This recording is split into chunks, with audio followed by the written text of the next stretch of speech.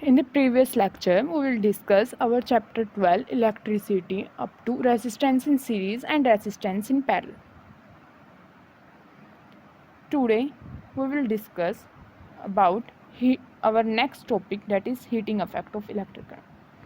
Now, see, जो आपके घर में फ़ैन होते हैं वो क्या करते हैं, आपको हवा देते हैं, ठीक है। उसके साथ साथ क्या होता है, कई बार आप ज़्यादा देर तक फ़ैन ऑन रखते हैं तो वो क्या हो जाता है, गर्म हो जाता है। इसका मतलब कुछ ना कुछ एनर्जी लगी है, ठीक है। देखो वही बात यहाँ बोली गई, part of the source energy in maintaining the current may be consumed in the useful work. Work क्या हुआ, हवा दी फैन ने आपको, ठीक है। और थोड़ी सी एनर्जी हीट करने में, उसको गर्म करने में लग गई, ठीक है। या हीट करना मतलब टेम्परेचर को बढ़ाना। We often observe this in our everyday life. हमने जान लिया भाई, ठीक है। इलेक्ट्रिक फ़ैन था, वो गर्म हो जाता है जब आप उसको लॉन्ग टाइम के लिए चलाते हैं, ठीक है। Electric current is purely resistive, then a configuration of resistor also only connected to a battery, the source energy continuously gets dissipated entirely in the form of heat, ठीक है। अब देखो क्या बोल रहे हैं, if the electric circuit is purely resistive, अगर जो आपका सर्किट है वो प्योरली रेसिस्टिव है, मतलब उसमें रेसिस्टिव है, वो रेसिस्टेंस है, ठीक है। तो a configuration of resistor only connected to a battery, the source energy continually get dissipated in the form of heat. जब आपका सर्किट रेसिस्टिव हो गया तो जो एनर्जी है वो कहाँ डिसिपेट हो रही है, यूज़ हो रही है हीट के फॉर्म में, डिसिपेट हो रही है वो पूरी तरीके से, ओके। इसे ही बोला जाता है heating effect of electric current. Fine fine this effect is utilised in devices such as electric heater, electric iron. इस तरीके के डिवाइसेस में हमें ये इफेक्ट मिला तो आपको क्वेश्चन आ जाता है, तो आपने इतनी डेफिनेशन लिख के आनी है, ठीक है। इसको हाईलाइट करके आप ऐसे स्टार डाल के इस पॉइंट को लिख देंगे, ठीक है। Consider a current I flowing through a resistor of resistance R, let the potential difference across, okay. The work done in moving the charge q through a potential difference v is vq. Fine. W से हमें पता लग गया vq। v क्या होता था, w by q, rearrange किया just. Has the power input to the circuit by the source. देखो पावर क्या होती है, सिंपल आप फॉर्मूला लर्न कर लीजिए, p is equal to V I. अगर आप ज़्यादा नहीं कर सकते, सिंपल आपको ये फॉर्मूला लर्न करना है, p is equal to V I. Definition क्या लिख के आएंगे, it is the product of voltage into current, ठीक है। अब देखो v की वैल्यू हमें पता है क्या होती है, w q, ठीक है। तो आप यहाँ फॉर्मूला डाल के एक और फॉर्मूला बन सकता है, यहाँ v को w q डाल लो, ठीक है। सपोज v को चेंज नहीं करना चाहते आप, करंट क्या होता है हम जानते हैं q by T, I is equal to q by T, ठीक है। तो वो डाल दिया तो हमारे पास फॉर्मूला बन गया p is equal to V Q by, ठीक है। तो ये हमारी पावर होती है, पावर की ऐसा यूनिट होती है वोट, ओके। पावर पे हम ज़्यादा नहीं जाते, आगे देखते हैं। और the energy supplied to the circuit by the source in time t is p into T, okay. p as we know vi, that is vit. What happened to this energy expended by the source? This energy get dissipated in the resistor as heat. Thus for a steady current I, the amount of heat produced in the time t is, अब देखो जो heating effect था उसके साथ आपको ये formula लिखना है, h is equal to V I T, तब आपको फुल मार्क्स मिल जाएंगे, ठीक है। तो क्या बोला गया है इस लाइन में कि जो एनर्जी है वो डिसिपेट हो जाती है रेसिस्टर में, ठीक है। जो रेसिस्टर होते हैं वो एनर्जी को डिसिपेट कर लेते हैं, किसकी फॉर्म में, हीट की फॉर्म में, फाइन। और ये फॉर्मूला हो जाएगा h is equal to V I T, fine. Ohm's law apply किया, h is equal to V I T था, ठीक है। v की वैल्यू क्या होती है, आई आर, तो इसको डालेंगे तो क्या बन जाएगा, आई स्केयर आर टी। इसको बोला जाता है जूल लॉ ऑफ हीटिंग, ठीक है। सबसे पहले आप हीटिंग इफेक्ट डिफाइन करेंगे, उसके बाद आपको H=VIT लिखना है, ओम्स लॉ लगा के ये फॉर्मूला बना देंगे आप, फिर लिखेंगे this is known as Joule law of heating. अब उसके बाद इस लॉ से हमें क्या मिल रहा है वो देख लेते हैं। This law implies that the heat produced in a resistor is directly proportional to the square of current। ठीक है, यही बात है। Directly proportional to resistance, resistance के डायरेक्टली प्रोपोर्शनल है, and directly proportional to time. तो आपको लर्न करने की कोई भी ज़रूरत नहीं है, सिंपल आपको ये फॉर्मूला लिखना है और उसके बाद आप सिंपल लिखेंगे directly proportional to current square, directly proportional to resistance and directly proportional to time. ठीक है, अब तक क्रैमिंग की कोई ज़रूरत नहीं पड़ी आपको, ये सिंपल था। Okay, see next, these are examples, now questions। now practical application of heating effect of electric current, इसके एप्लीकेशन क्या होती हैं अब हम देख लेते हैं। ओके, तो जूल हीटिंग पे, जो आपके जूल हीटिंग है उस पर क्या कौन सी इलेक्ट्रिकल डिवाइसेस बेस्ड होती है ये हम पहले जान चुके हैं।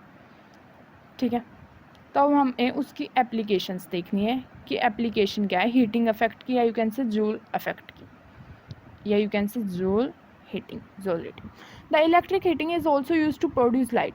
अब हीटिंग है तो पहली एप्लीकेशन आ गई कि वो लाइट को प्रोड्यूस करने के लिए यूज़ होती है। हमारी फर्स्ट एप्लीकेशन लाइट प्रोड्यूस हो रही है, एग्जाम्पल दे सकते हैं आप बल्ब। फिलामेंट किससे बना होता है, टंगस्टन से, ये हमने पहले पढ़ लिया था। Here the filament must retain as much of the heat generated as it possible so that it gets very hot and emit light. ठीक है, जब जो हमारा फिलामेंट है वो हॉट होगा तो वो इमिट कर देगा लाइट को। It must not melt at such high temperature, ये ज़्यादा टेम्परेचर पर मेल्ट नहीं होता है।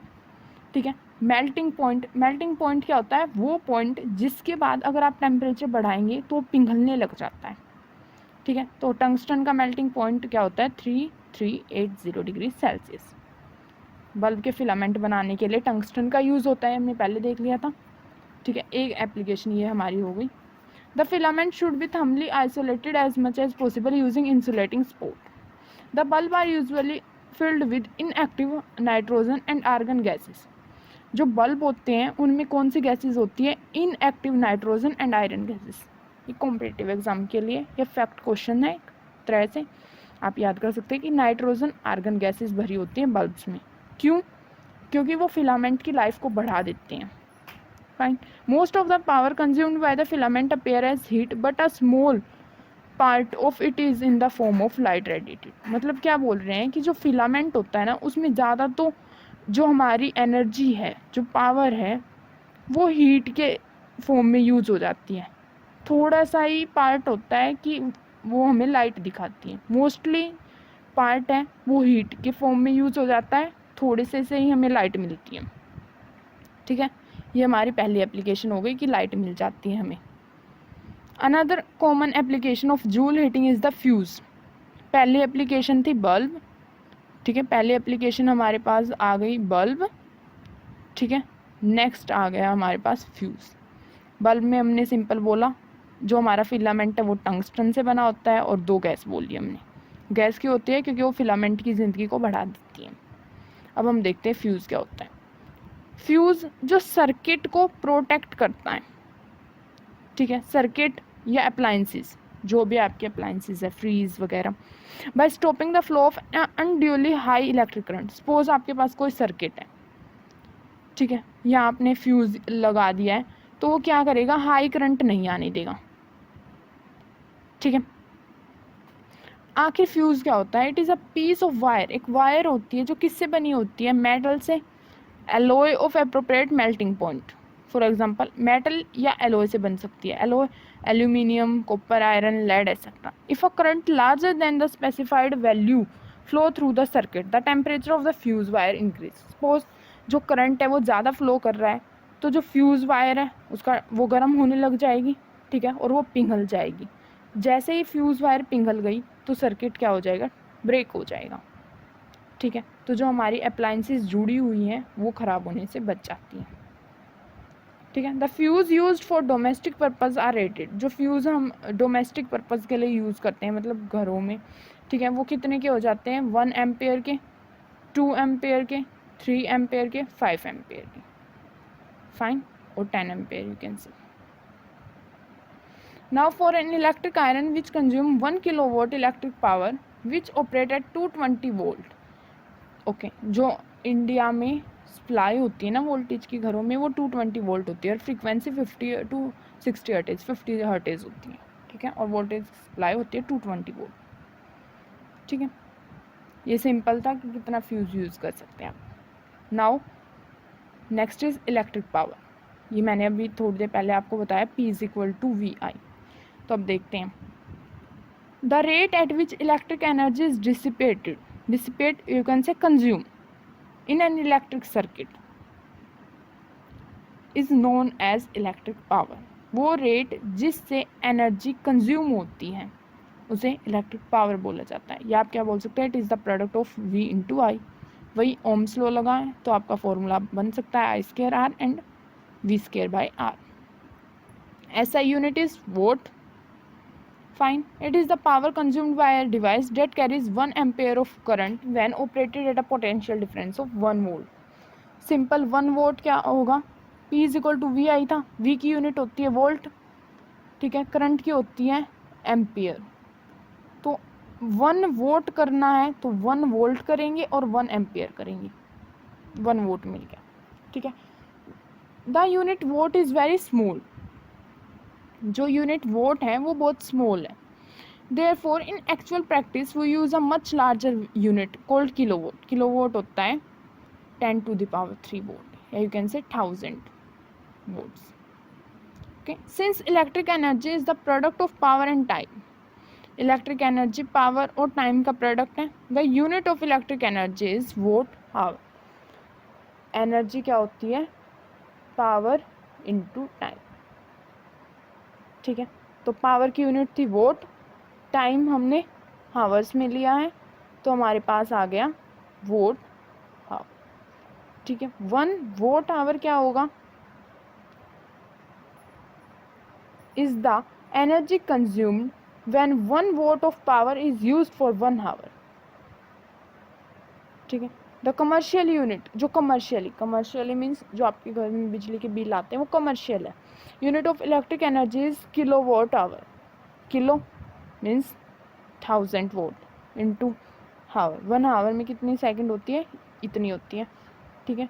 तो 1 किलोवाट आवर हो जाता है, ये न्यूमेरिकल में यूज़ हो जाता है आपका, ठीक है, कि 1 किलोवाट आवर किसके इक्वल है, 3.6 इंटू 10⁶ जूल, ठीक है.